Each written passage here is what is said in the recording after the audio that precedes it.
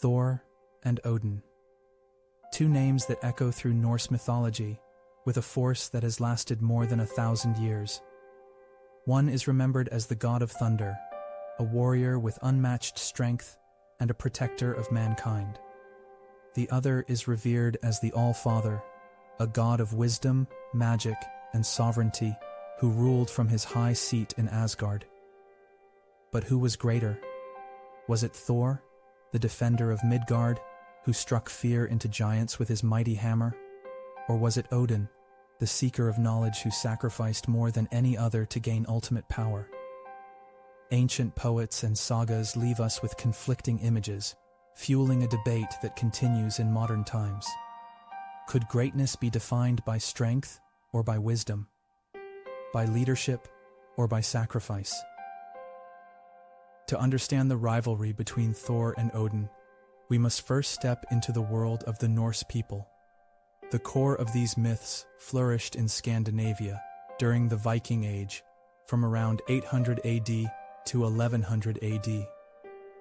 This was a society deeply shaped by harsh natural environments, frequent warfare, and an enduring connection to the unpredictable forces of nature. The Norse gods were not distant or perfect beings, but rather figures with flaws, ambitions, and mortal-like struggles, reflecting the realities of those who worshiped them. Pagan religion was passed down through storytelling, song, and poetry, particularly in the Eddas, which remain key written sources today. In this world, gods like Thor and Odin were not just religious figures, they were cultural models embodying what it meant to survive and thrive in a difficult age. Thor was one of the most popular gods among ordinary people in the Viking Age. He was associated with thunder, lightning, and storms, but also with fertility, protection, and strength. Farmers, warriors, and travelers looked to him for safety against chaos and danger. His weapon, the hammer known as Mjolnir, was thought to crush giants with a single blow, and also to bless marriages and births. Archaeologists have found hundreds of small hammer-shaped amulets across Scandinavia, showing how important Thor was to everyday life. He represented assurance in a dangerous world, a god who could be relied upon to fight for humankind when larger cosmic forces threatened their existence. Odin stood at the very top of the pantheon, yet he was not always the most popular god among common people, because his domain reached beyond daily needs into the mysteries of knowledge and war. As the All-Father, Odin ruled over Asgard, the realm of the gods. He was associated with wisdom, poetry, and sorcery, and he presided over the slain warriors who reached Valhalla, preparing them for the final battle of Ragnarok. However, Odin was also known as a cunning and sometimes untrustworthy figure. He pursued knowledge relentlessly, sacrificing his own eye to drink from Mimir's well of wisdom and hanging himself upon the world tree, Yggdrasil, to gain the secrets of runes. His hunger for knowledge often came at a great price, suggesting that power required sacrifice at levels others might not endure. Thor's greatness was defined by his role as guardian of both gods and humans. Giants, known as Jötnar, represented chaos and destruction in Norse myth, constantly threatening to overwhelm creation. Myth after myth tells of Thor smashing these foes, from his epic fishing trip where he nearly hooks the world serpent Jormungandr, to his ceaseless battles against ice and mountain giants. Unlike Odin, who often worked in shadows and schemes, Thor's power was direct, physical, and dependable. For settlers whose lives were constantly at the mercy of storms, wild animals, and hostile tribes, Thor's image as a fearless warrior inspired reassurance and confidence that strength could prevail over uncertainty. Odin's greatness came not from physical strength, but from intellect, foresight, and the pursuit of hidden truths. He was described as wandering the earth in disguise, seeking wisdom wherever it could be found. His decision to sacrifice his eye symbolized the idea that vision into the future required personal loss. He also mastered the runes, magical symbols thought to hold power over life and death, healing and victory. Unlike Thor, Odin often gained his abilities through clever bargains, self-denial, and strategic manipulation. For kings, poets, and leaders, Odin's example showed that greatness came through mastery of the mind, not only mastery of the battlefield. Evidence from archaeology and written sources shows that different groups looked to Thor and Odin for different reasons.